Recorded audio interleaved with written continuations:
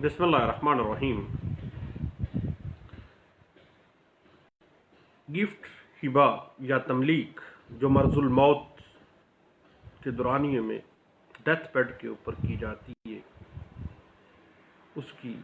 कानून में कहाँ हैसियत मौजूद है। याद रखिएगा कि गिफ्ट, हिबा या तमलीक के 3 इंग्रेडिएंट्स हैं: offer, acceptance and delivery of possession. तमलीक ऐसा हिबा होता है जो अपने किसी जायज़ वारिस के नाम किया जाता है। हिबा, गिफ्ट या तमलीक के लिए जो डोनर है, जो हिबा करने वाला है, वो ज़हनी और जिस्मानी तौर पर तंदुरुस्त मुसलमान होना ज़रूरी है। यानी एक ऐसा शख्स जो ज़हनी और जिस्मानी तौर पर तंदुरुस्त हो, अपने नफ़ा नुकसान को जानता हो, और अगर वो ज़हनी तौर पर दुरुस्त नहीं है तो इट मीन कि वो ऑफ़र किस चीज़ की कर रहा है। जब ज़हनी तौर पे ही वो प्रूडेंट माइंड ही नहीं है तो फिर वो किस चीज़ की ऑफ़र कर रहा है। इस बात को इंटरप्रेट किया गया था 1994 SCMR पेज 1870 में, और वाज़ेह किया गया कि ज़हनी और जिस्मानी तौर पर तंदुरुस्त होना एक डोनर का गिफ्ट के लिए लाजमी है। ये बात वाज़ेह की गई 2002 SCMR पेज 198 में। और ज़हनी और जिस्मानी तौर पर तंदुरुस्ती गिफ्ट की बेसिक ऑफ़र को साबित करने के लिए बुनियाद बना दी गई, और इस बात को डिस्कस किया गया PLD 2006 supreme court of Pakistan page 15 के अंदर इस बात को वाज़ेह किया गया था। उसके बाद बात आ जाती है मर्जुल मौत के दौरानिए में गिफ्ट करना। मर्जुल मौत क्या है? मर्जुल मौत, मौत की बीमारी, डेथ बेड, जो कि ऐसी बीमारी जो कि मौत का बायस बनती है, और ऐसी बीमारी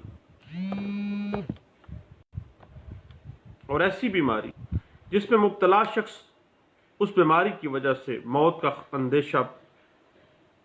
महसूस करे, मौत का खतरा महसूस करे, और उस बीमारी की वजह से उसकी मौत हो जाए। इस बात को इंटरप्रेट किया गया PLD 2005 Kota high court page 127 में इस बात को वाज़ेह किया गया, और 1996 CLC पेज 1805 में इस बात को वाज़ेह किया गया था। मर्जुल मौत एक ऐसा मर्ज जिसमें मुब्तला शख्स को ये गुमान होता हो कि जिंदा रहने की बजाय मौत का इम्कान ज्यादा है, अब मरना करीब आ गया है, और कुछ अरसे तक, यानी आम तौर पे बाज़ जूरिस्ट इसको 6 माह तक की बीमारी, मौत तक जाने वाली बीमारी कहते हैं, बाज़ इससे ज़्यादा। इस बात को इंटरप्रेट किया गया PLD 2015 Lahore high court page 103 में। अब मुसलमान का किसी मर्जुल मौत में किया गया तमलीक या हिबा या गिफ्ट, किसी शख्स का जो गिफ्ट कर रहा है, अपनी प्रूडेंट माइंड के साथ गिफ्ट कर रहा है, लेकिन अगर वो प्रूडेंट माइंड नहीं है, अगर वो मर्जुल मौत में मुब्तला है, जिस्मानी तौर पर, अपने ज़हनी तौर पर अगर वो इस काबिल नहीं है, तो मर्जुल मौत में किया गया हिबा उसकी कफन दफन के इंतजामात के अखराजात, कर्जाजात की अदायगी के बाद जायदाद के तीसरे हिस्से से जायद हिबा जो है मुयस्सर नहीं हो सकता, प्रोवाइडेड दैट, मां सवाए इस चीज के कि हिबा कनिंदा की मौत के बाद इसके वासान उससे जायद देने पर राजी हो जाएं। ये है असल नुक्ता कि जब एक बंदा गिफ्ट कर रहा है मर्जुल मौत में, तो उसके कफन दफन के इंतजामात, उसके जितने अखराजात हैं वो उसमें डिडक्ट किए जाएंगे, जितना कर्जा उसने देना है उसको माइनस किया जाएगा, अगर कोई विल है फिर उसकी कंप्लायंस भी देखी जाएगी, और देन जो जायदाद बचेगी उस जायदाद के तीसरे हिस्से से जायद का हिबा مؤثر نہیں ہوگا ماں سوائے اس کے کہ اس کی موت کے بعد، اس ہبہ کرنے والے کی موت کے بعد اس کے وارثان تیسرے حصے سے زائد دینے پر رضامند ہو جائیں، ادروائز نہیں ہوگا۔ اس بات کو انٹرپریٹ کیا گیا 2005 SCMR پیج 135 کے اندر اور 1988 CLC پیج 1507 میں اس بات کو انٹرپریٹ کیا گیا تھا۔ اب مرض الموت کے اندر کیا گیا جو گفٹ ہے، یہ ایک ایسا اصول ہے جس کے نفاذ کے لیے ضروری نہیں ہے کہ ہبہ کنندہ کی موت لازمی طور پر کسی مرض کا نتیجہ ہو، یعنی وہ کوئی بھی اگر ایک بیماری میں مبتلا ہے تو وہ کسی اور بیماری میں بھی، چونکہ وہ لاغر ہو چکا تھا، ڈیتھ بیڈ پہ چلا گیا تھا، دین وہ کسی اور مرض میں بھی، اگر اس کو ہارٹ اٹیک ہو گیا، کینسر کا مریض تھا، اچانک کسی اور بیماری کا حملہ اس دورانیے میں ہو گیا، اس کی جو جسمانی قوت مدافعت اتنی زیادہ نہیں تھی، اگر وہ ڈیتھ ہو گئی ہے تو پھر ضروری نہیں ہے کہ اسی مرض کو ہی کنسیڈر کیا جائے، کسی بھی مرض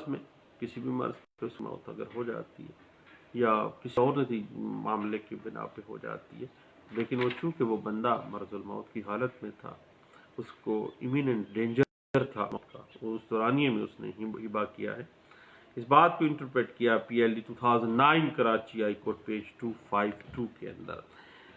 اگر ہبے کے انتقال کے وقت جو واہب ہے، ڈونر ہے، اس کی عمر زیادہ ہے، بیمار ہے، تو ایسا ہبہ مشکوک تصور کیا جاتا ہے۔ اس بات کو 2016 SCMR پیج 1417 میں سپریم کورٹ آف پاکستان نے واضح کیا تھا۔ اب مرض الموت کا اگر کوئی شخص عذر لیتا ہے تو یاد رکھیے گا کہ اگر کوئی بندہ عذر لے رہا ہے کہ گفٹ جو ہے وہ مرض الموت کے دورانیے میں کیا گیا ہے، تو مرض الموت کے عذر کو ثابت کرنے کے لیے ضروری ہے کہ جو ہبہ کرنے والا ڈونر ہے اس کی موت اس بیماری سے ہوئی ہو، یعنی وہ بیماری یا اس بیماری کے نتیجے میں کوئی اور بیماری آ گئی ہے، اس دورانیے میں اس کی موت ہو جاتی ہے، یہ ثابت کرنا پڑے گا۔ اس بات کو انٹرپریٹ کیا گیا تھا عبداللہ عابدی بنام حاجرہ عابدی، ایک کیس تھا، لینڈ مارک ججمنٹ تھی، PLD 2009 Karachi high court page 252 میں اس بات کو انٹرپریٹ کیا گیا تھا۔ اب بات آ جاتی ہے کہ مرض الموت کے دورانیے میں کیا گیا جو ہبہ ہے، اس میں جو ہبہ کرنے والا ہے اس کی بیماری مرض الموت جو ہے لازمی طور پر ایسی نوعیت کی ہونی چاہیے بصورت دیگر کے دماغ میں یہ یقین پیدا کرتی ہو کہ اس شخص کی موت اسی بیماری سے ہوگی، اس کے ذہن میں یہ خطرہ بیٹھ جائے، اس دورانیے میں وہ اتنا لاغر جسمانی طور پر ذہنی طور پر وہ تندرست نہیں ہوگا، دین اس کو مرض الموت کا عذر جو ہے وہ لیا جا سکتا ہے، ادروائز نہیں لیا جا سکتا۔ اس بات کو 2006 SCMR پیج 940 میں رحمت علی مرحوم تھرو اٹس لیگل ریپرزینٹیٹیوز اپنے وارثان کے ذریعے بنام مسمات کرم بی بی، ایک مشہور کیس ہے جو سپریم کورٹ آف پاکستان میں 2006 SCMR پیج 940 میں اس بات کو ڈسکس کیا گیا تھا۔ اس کے بعد کسی بھی واہب کے، ڈونر کے، جو ہبہ کرنے والا ہے، اس کے مرض الموت میں مبتلا ہونے سے حوالے سے کن چیزوں کو دیکھا جائے، جسمانی طور پر وہ کتنا لاغر تھا، ذہنی طور پر، جسمانی طور پر کیا وہ قابل تھا کہ وہ باقاعدہ اپنا بیان ریکارڈ کروا سکتا تھا، وہ بات کر سکتا تھا، یا وہ امییننٹ ڈینجر تھا ڈیتھ کا، بس وہ کسی نے اس کو ورگلا لیا اپنے ہاتھوں میں ڈال کے اسے۔